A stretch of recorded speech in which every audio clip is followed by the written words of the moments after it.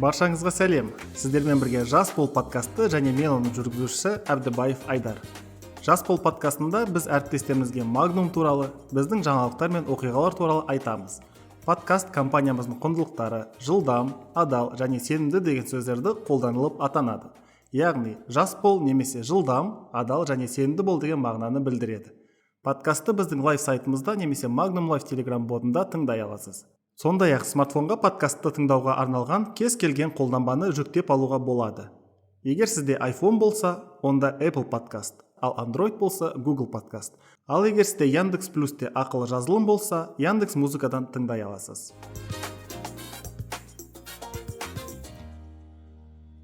Бүгін біз Magnumда баға көрсеткіштері, бағалықтар немесе қарапайым тілмен айтқанда ценнингтер туралы сөйлесетін боламыз. Бүгін бізде қонақта Алматыдағы нөмір 39 филиалдың директоры Гүлнұр Абишева және Алматыдағы 21 филиалдың директоры Эльмира Досжанова. Қош келдіңіздер, әріптестер. Қалдарыңыз қалай?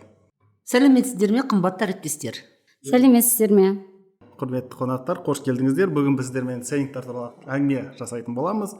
Және осы біздің бағалықтар туралы менде сіздерге бірнеше сұрақтарым бар. Жалпы осы баға көрсеткіштері сауданың маңызды атрибуттары екені белгілі, иә? Оған неліктен соншалықты назар аударған маңызды? Сол туралы айтып бере аласыз ба? Иә, баға белгілерімен жұмыс істеу өте маңызды. Біздің жұмысымыз ең маңызды бөлігі болып саналады. Өздеріңіз білесіздер, егер баға белгілері болмаса, сату да жоқ. Дүкеннің әрбір үшінші сатып алушы, егер тауардың бағасы туралы ақпарат болмаса, сатып алудан бас тартады. Сондықтан біздің міндетіміз сатып алушыларымыз үшін барынша қолайлықты қамтамасыз ету. Рахмет, Гүлнұр ханым. Яғни ценнингтер, яғни бағалықтар болса, онда біздің клиенттер көбірек тауар алады, иә? Эльмира ханым, сіздің ойыңызша осы ценнингтердің, бағалықтардың негізгі маңыздылығы біздің дүкендерде қандай? Өте маңызды. Себебі өзіңізде, мысалы, магазинге келген кезде қалтаның толықтығына қарамай бағаға қарайсыз, бюджетіңізге қарайсыз. Сондықтан бағаның сол жағынан да өте маңызды. Ол Гүлнұр айтып кетті. Ол баға болмаса, ценник болмаса сату болмайды. Ценник болмаса біздің тұтынушылардың бізге сенімі төмендеп кетеді. Керемет. Яғни осы ценниктерге, бағалықтарға байланысты көп нәрсе бізге қолайлы болып тұр. Енді Эльмира ханым, менде сізге тағы қосымша бір сұрағым. Жалпы дәл біздің Magnum дүкенінде басқа дүкендермен салыстырғанда осы ценниктермен жұмыстың бір ерекшеліктері бар ма? Оны айта алмаймын. Бұрын басқа компанияда істесем де, қазір дейтін технология өте тез, жылдам, жылжиды деп айтуға болады. Сондықтан мүмкін оларда да басқа бір технологиялар бар шығар, оны бүйтіп салыстыруға ондай баға бере алмаймын. Өзіміздің Magnum'ымызда мысалы дейтін өзгерістер өте тез болады. Үлгеруің керек. Яғни жылдам, тез арада біз солармен жұмыс істеуге бейімделуіміз керек, иә? Да, солай. Керемет. Рахмет, әріптестер. Менде тағы бір қосымша сұрағым болып тұр. Жалпы осы ценнингтерді, бағалықтарды қою, өзгерту туралы жалпы айтып берсеңіз. Күннің қай уақытында болады? Таңертең бе, жоқ кешке ме? Және қайта бағалау қаншалықты жиі болады біздің дүкендерде? Бағаны өзгерту әр күн сайын болады. Тек қана аптаның 5-6 күндері болмаса, ол тек қана товар, СЗПТ товарларына болады и овощи, фрукты деп айтамыз, софт деп айтамыз. Тек қана сондай товарларда. И то ол жиі болмайды. Әр күн сайын таңғы 5-те уже бағалар дайын тұрады. Программа апельсин деген қосылған біздің былтырдан бері. Осы программамен бізге кішкене жеңілдеді жұмысымыз бағаны өзгертумен. Жалпы осы апельсин бағдарламасы деп отырсыз, иә? Сол туралы кішкене толығырақ айтып берсеңіз. Автоматтық программа апельсин таңғы 5-те бүгіннен дайындап қойған товарлардың тізімі таңғы 5-те уже дайын ценникпен дайын тұрады. Автоматически шыға береді. Азанда уже келген кезде жұмысшылар дайын ценниктермен жұмыс жасайды. Бұрын ол барлық қолмен жасайтынымыз, переоценканың бәрін қолмен печатқа жіберетініміз. Ал қазір бізге жұмысымыз кішкене жеңілдеді осымен. Главное, чтобы компьютер был настроен. Ең бастысы компьютер болса, иә. Ал бұрында осы апельсин бағдарламасы енбей тұрып, қолмен жасаған кезде қандай бір қызық оқиғалар немесе ерекшеліктер немесе қиындықтар болды жұмыстарыңызда? Ол ұмытылып кетті, шынымды айтсам уже. Болса болғанда шығар кезінде. 2-ші жыл болып қалды апельсин істеп жатқанымыз. Компьютер өшіп қалмаса, свет өшіп қалмаса, интернет болып қосылып тұрса, бәрі дұрыс шығады. Біз бұрын распечатка жасаған кезде әр отделден бөлек жасайтынбыз и зал бойынша жүгіріп жүретінбіз. әр отделде мына отделге. А апельсин программасында уже жасалып қойған бір отделде бірінші қойып аласың, сосын басқа отделға, и тем самым сокращается время. Уақытын үнемдейсіз, Иә, бәрі уақытын жедетімен. үнемдейді, иә. Аха, жалпы осы бағалықтар, яғни ценниктерге жалпы біздің тауарлардың құнын кішкене ойлап қарасақ, көбінесе біздің тауарлардың құны, біздің ценниктер ол біздің серіктестерге, яғни поставщиктердің қойған бағасына байланысты, иә. Бірақ осы біздің магазиндағы, дүкендегі бағаларға біздің қызметкерлер, дүкеннің қызметкерлері әсер ете ала ма? Мысалға бізде мынандай жағдайлар болуы мүмкін. Жаңа жылдан кейін, жаңа жылдың алдында біз сауда болсын деп софт деп айттық қой, көкөністерді мысалы көп алып қоямыз, кейбір кезде ол кешіп келіп қалып жатса или кішкене расчеты дұрыс болмай қалса, қаңтардың басында айында ол тұрып қалуы мүмкін. Сол себепте біздің қызметкерлер есептеу бөліміне тез арада хабарлама беріп, сол сондай бағаларын өзгертуін сұрайды, и сол арқылы сауданы да көтереміз, и біздің списаниемізді азайтамыз. Енді менде тағы бір қосымша бір қызық сұрақ болып тұр. Жалпы осы дүкендерде бағалықтарды кім ауыстырады? Сатушылар ма, жоқ немесе сіз директор ретінде осы ценниктарды ауыстыруға өзіңіз де жеке қатысасыз ба? Сол туралы айтып берсеңіз. Гүлнұр айтып кетті ғой, таңертең келген кезде апельсин жоба арқылы бағалардың бәрі, ценниктардың бәрі уже шығып тұрады. Сол кезде жауапты қызметкер, ол бөлімше меңгерушісі де болуы мүмкін, я болмаса тапсырма операторы болуы мүмкін, кім таңертең бірінші келеді, біз өзіміздің енді, мен өз филиалымда айтып тұрмын енді, бағалардың бәрін отдел бойынша бөліп, сосын бізде журнал передачасымен деген бар, соған енгізіп қояды. Қай мерчендайзер, я болмаса жауапты қызметкер сол бағаларды полка дейтін сөреге қояды деп. Күнде мен қатыспаймын ол бағаларға, тек қана арасында үлгермей жатқан кезде ондай жағдай болады. Сирек, Құдайға шүкір, сирек ондай жағдайлар болып тұрады, бірақ иә, анда-санда болып тұр, иә. Гүлнұр ханым, сізде болып па еді осы Иә, тәжірибеңізде? әрине болады. Күніге переоценка шыққан кезде бірінші тексереміз, барлық отделдар алды ма өз ценниктерін қолдарына. 5 минутка дейміз ғой, 5 минутка өткізгенде обязательно осы маңыздықты айтамыз. Ценникті уақытында қойып, чтобы быть уверенным, что ценник выставился, вышелся в переоценку. Мен басшы ретінде қатысамын қай күндері. Аптаның 3-4 күні бізде смена акция болады. То есть акциялы товарлар ауысады. Сондықтан ол жерде өте көп позициялар шығады. Жұмысшылардың үлгеру үшін бізде қосыламыз. Директор, ЗДФтер қосылады, оператор заказов қосылады. Керек болса, приемкадан адам қосамыз, чтобы сағат 10-ға дейін бәрін қойып тастауға. Кішкене ертерек келіп, покупатель келген кезде уже бағаларымыз өзгертіп қойған үшін тырысамыз сосын бәрін істеуге. Рахмет, өте қызық болып жатыр. Жалпы баға көрсеткіштермен, ценниктермен жұмыс істеудің қандай маңызды екенін түсініп отырмын.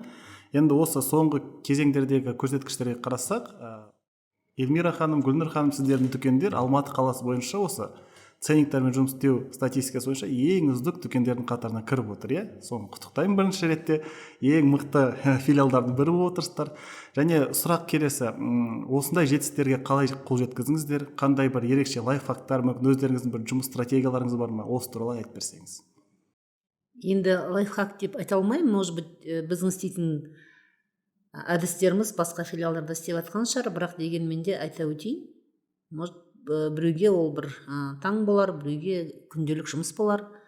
Жаңағы айтып кеткендей апельсинмен шығады, жауапты қызметкер оны бөледі отдел бойынша, журнал передачасымен бәрін енгізіледі. Сосын біз жаңадан келген балдарға оны бермейміз. Даже былтырлары 21-ші жылда біз тек қана отдел меңгерушісіне ғана тапсыратынбыз. Өте ол строго еді, себебі жаңадан келген қызметкер болсын, оның қандай маңызды екенін түсіне біле бермейді. Сосын кейбір кезде болған жағдайлар дұрыс ауыстырылмайды да, содан уже біздің тұтынушылар бағасы дұрыс емес деп айтатын кездері де болған. Көбірек болатын сол кездері.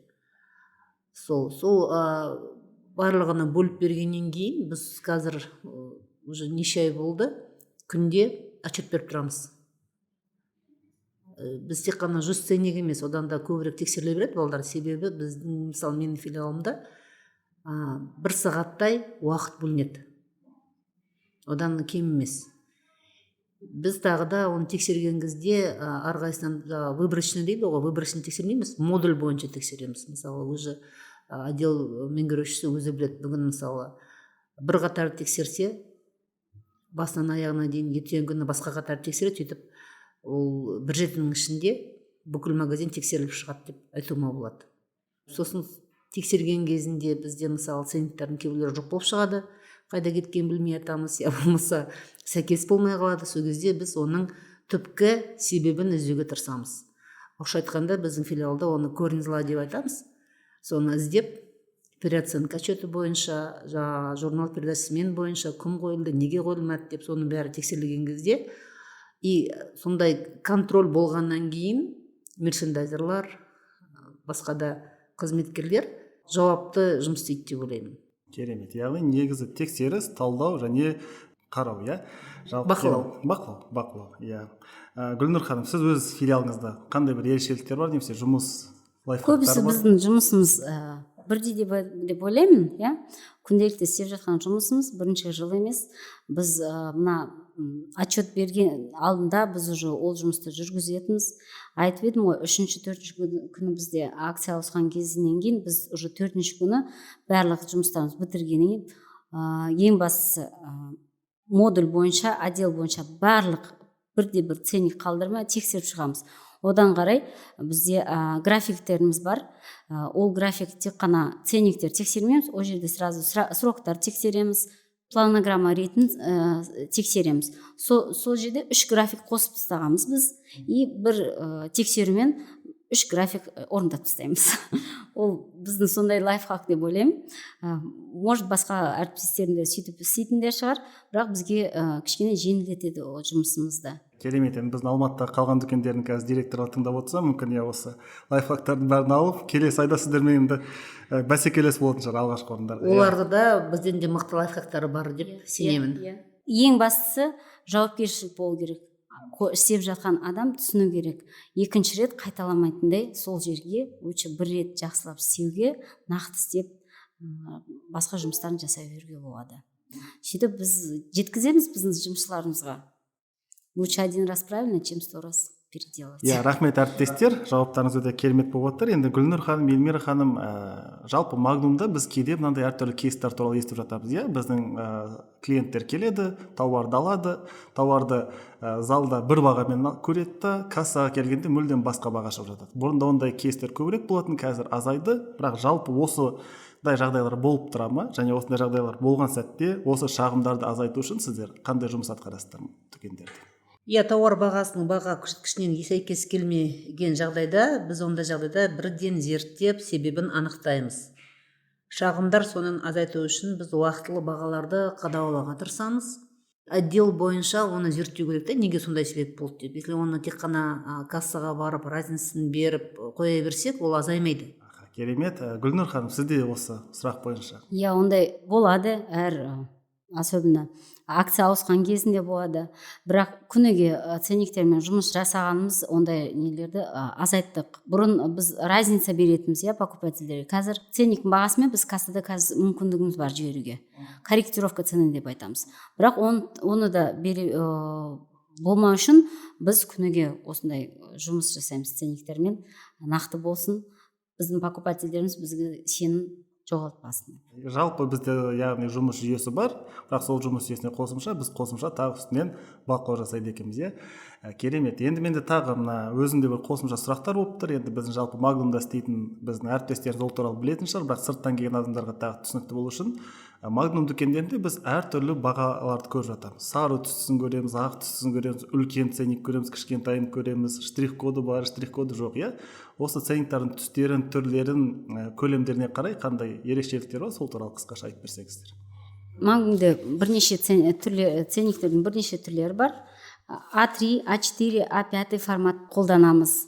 Акционный, регулярный деген ценниктер болады. Полочный и промо ценник болады. Полочный ол основной зонада тұратын баға өз полкасында. Акционный ценник товарлардың акциядағы болған промо острықта орналасқан ценниктер деп аталаймыз. Әр магазиннің форматына қарай А3, А4 форматын қолданады. мисалга Magnum Cash and Carry'дар формат кэштарда 3-ші формат қолданады. Кішкене кішірек магазиндер, Daily, Express, супер магазиндер А4-ші формат қолданады. А5 енді ол холодильниктерге, көбісі кішкентай жерлерге для удобства дегенде соны қолданады.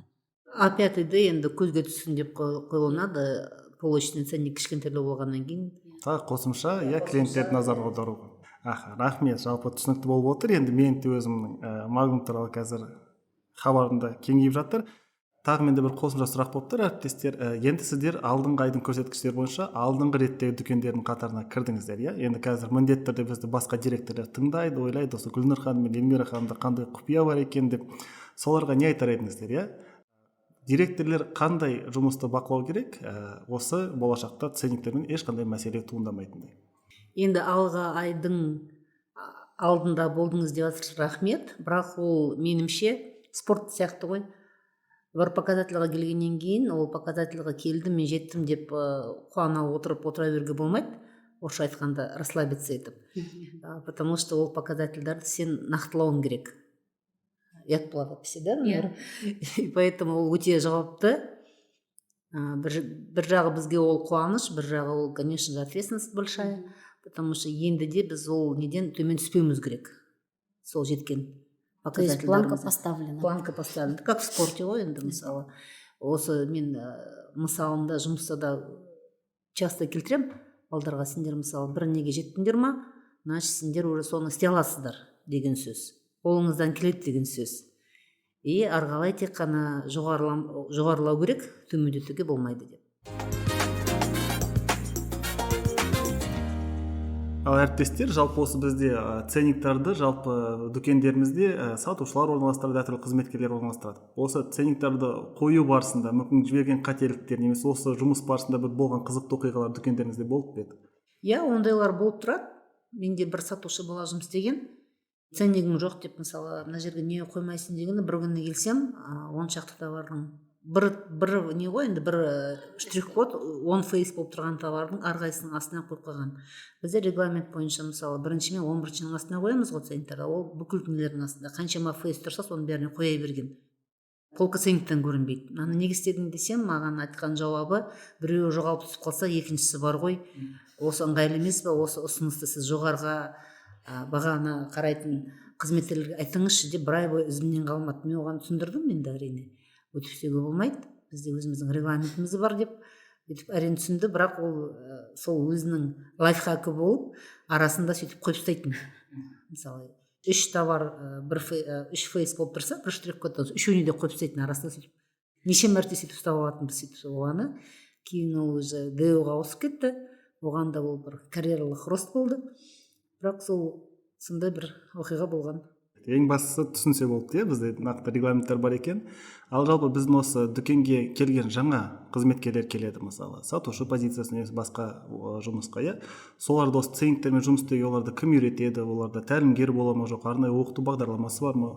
Жаңадан келген жұмысшыларға обязательно наставник дейміз ғой, наставникке тапсырамыз, ол үйретеді. Бір аптадан кейін оған оқыту бағдарламасы келеді. Одан кейін ол барлық осы біз айтып жатқан ценник туралы сол курста болады. Одан кейін олар тест тапсырады.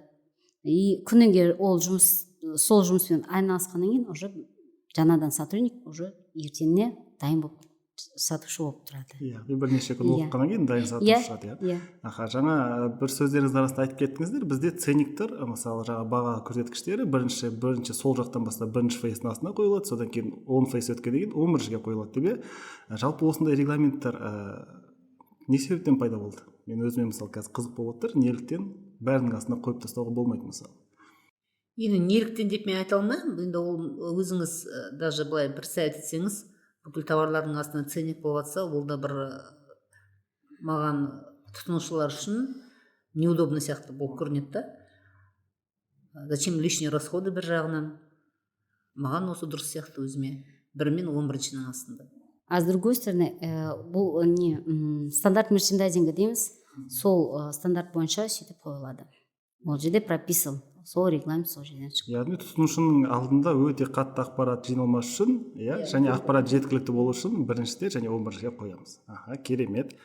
Енді біз көріп отырмыз, жұмыс жалпы тез үйренуге болатын, бірақ жұмыс оңай емес. Жаңадан келген, әсіресе біздің қызметкерлерге жұмыс оңай емес секілді.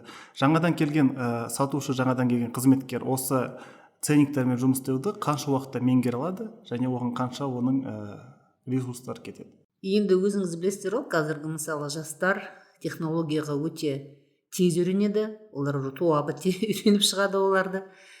1-2 күннің ішінде олар уже ТСД-мен де и компьютермен де бәрін бірден 1-2 көрсеткеннен кейін үйреніп алады. Қазіргі уақытта бізге ТСД-лар жанатылды, бәрі Android-пен. Бұрынғы біз қолмен бәрін печатьқа жіберетіміз, қазіргілер уже онлайн деп жібере береміз мобильный принтерге. Ол да бізге кішкене жұмысымызды жеңілдетті. Сондықтан да мысалы біз жұмысымызда біз өзімізді ұжым деп емес, команда деп өзімізді сондай болғымыз келеді да, команда деп айтылған, потому что ұжым ол ұжым бола береді, а команда это взаимовыручка деп айтамыз ғой. Біздің мысалы тағы да бір лайфхакымызды айтып кетейік. Лайфхак деп айта алмаймын енді, ол біздің ата-бабаларымыздан кеткен нәрсе. Особенно былтырлары біз сондайды қолданатынбыз. Бізде мысалы өзіміздің клич деп айтылады, ұран, асар деп аламыз. Мына біздің ішкі чатымызда біреу қиналып жатса, асар деп жазыңдар дейміз, сол кезде басқалар барып көмектесу керек. Былтыр бір қиын болған кезінде кадрлар жетіспей, көкөніс бөлімдерінде сөйтіп жазып жіберсе, басқа меңгерушілер, басқа продавецтер барып бір жарты сағаттың ішінде көмектесіп жіберсе, бәрі орнына келе қалады. Сол бізде өзіміздің филиалымызда тағы да осындай ұранымыз бар, асар. Одан да басқа біздің девизіміз бар, совершенство нет предела дейміз. И осы 4-5 айда ма кайдзен деген келді деген кезде біз таңғалғанбыз. Бұның бәрін біз баяғыда істеп жатырмыз. Да японцев уже деп күлгенбіз. Кайдзен деп аталатын білмесеңіз де, кайдзеннің бұрыннан бері істеп жүр екенсіздер. Потому что совершенство нет предела деген біздің девизіміз бар. Ол бізде күнделікте баға болсын, басқа да бір операционный процесстер болсын, сол бір дұрыс істелмесе, біз сұрақ қойып, 5 почему дейтін бар ғой, сол Toyota компаниядан шыққан өнім да, сол почемуларды қойып, оның түпкі себебін тауып, яғни тиімді жұмысқа қол жеткізесіздер. Рахмет, біздің әріптестер. Сіздердің арқаңызда қазір ценниктер туралы, баға көрсеткіштер өте көп ақпарат алды деген ойдамын. Біздің болашақ директорлар да сіздерді тыңдап осы ақпараттың бәрін сүйсіндеп отырған шығар. Жалпы әріптестер, бүгінгі қызықты әңгімелеріңіз үшін көп рахмет. Шынында да тәжірибелеріңіз басқаларға үлгі болатындай болып отыр. Бізбен пайдалы ақпаратпен бөліскендеріңізге тағы бір алғыс айтқым келіп отыр. Эльмира ханым, Гүлнар ханым, бүгінгі біздің подкастымыз үшін сіздерге үлкен рахмет. Сіздерге де рахмет. Өзге болдық деген даже мен ойламаппын. Әлде де жұмыс көп деп ойлаймын, әлде де ол тоқтауға болмайды. Совершенство нет предела. Совершенство нет предела деген сол немізбен ағырай жүре берейік. Бағалаған үшін біздің руководствоға да сіздерге де үлкен рахмет. Рахмет сіздерге шақырғандарыңыз үшін, бағалаған үшін. Рахмет сіздерге, құрметті әріптестер. Бүгінгі шығарылымыз осымен өз соңына жетті. Назарларыңызға көп рахмет. Жас бол подкастымызды Magnum Live Telegram ботымызда және лайв сайтымызда, сондай-ақ Apple Podcast, Google Podcast және Яндекс Музыкада тыңдай аласыз. Өз пікірлеріңізбен бөлісіп, тақырыптарды ұсыну үшін Korchagina@magnum.kz поштасына хабарласуға болады. Сау бол, жас бол!